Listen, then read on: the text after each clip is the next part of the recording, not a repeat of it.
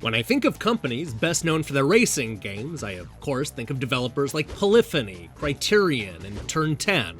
One name that also makes that list is Rainbow Studios, the Arizona-based developer who spent the last 20 years fine-tuning their off-road racing games. Their newest effort is MX vs. ATV All Out, and it's something of a return to form after the disappointing MX vs. ATV Supercross in 2014. Too bad the whole thing is nearly derailed by some truly horrendous frame rate problems.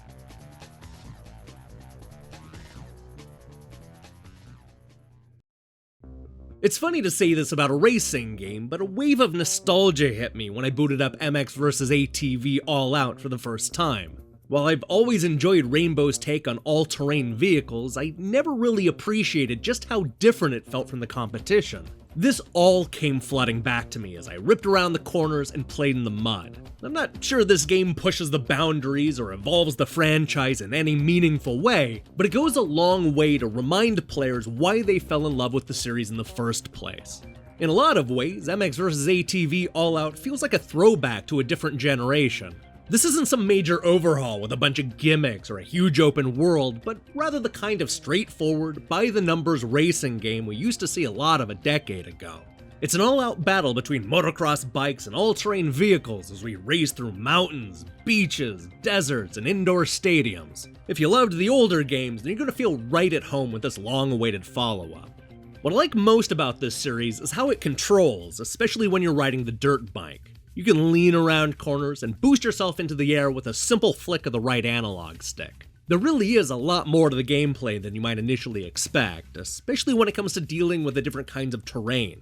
For example, you can use the clutch to jump to an early lead or get a slight boost up a hill. It's never overwhelming, but there's certainly a lot to learn and master along the way.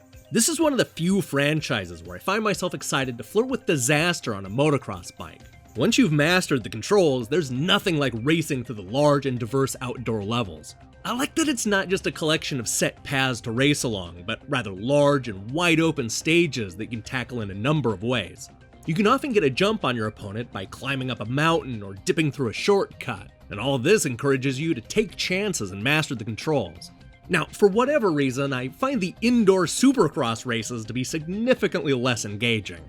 I'm not sure if it's because the events are shorter or a little too rigid in approach, but I find these races to be the weakest link in an otherwise solid package. My disdain for these events may also help to explain why I was left cold by MX vs. ATV Supercross a few years ago.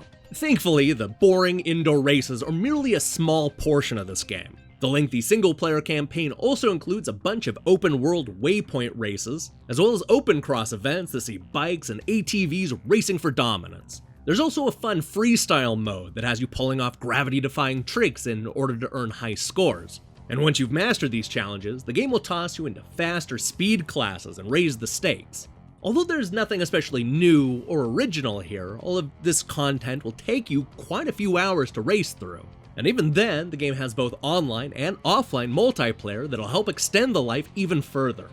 Now, do you remember when I said the game feels like a throwback to a different generation? Well, that applies to more than the modes and gameplay, as MX vs. ATV All Out also looks like it could have come out a half dozen years ago. There's no reason to sugarcoat this, the graphics are rough. Some of the outdoor stages look fine, but there's nothing here that suggests that it's a modern game released in 2018.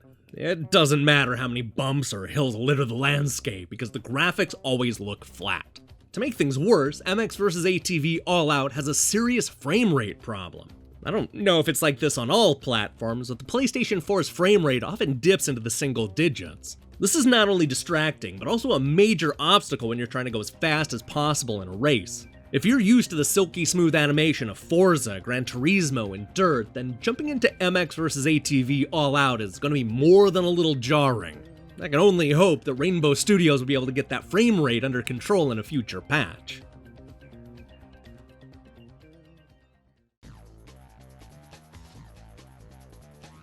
Fans of the long-running MX vs. ATV franchise will feel right at home with All Out.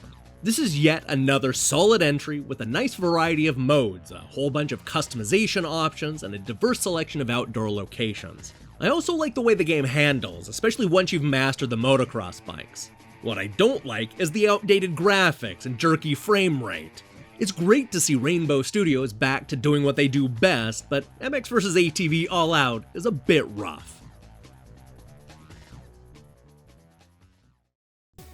Hey, thanks for watching our review. So here's the question of the day. What's your favorite off-road racing game? It doesn't have to be from this franchise, because there are so many great off-road games from across a bunch of platforms. Let me hear your picks in the comments below. So here we are at the end of another week. Managed to get 5 reviews up this week, along with a new episode of Game Over, the early years. We'll be back next week with a monster-sized update that is rock solid, if you know what I'm hinting at. Anyway, I recommend you click that subscribe button and support what we're doing here. Until then.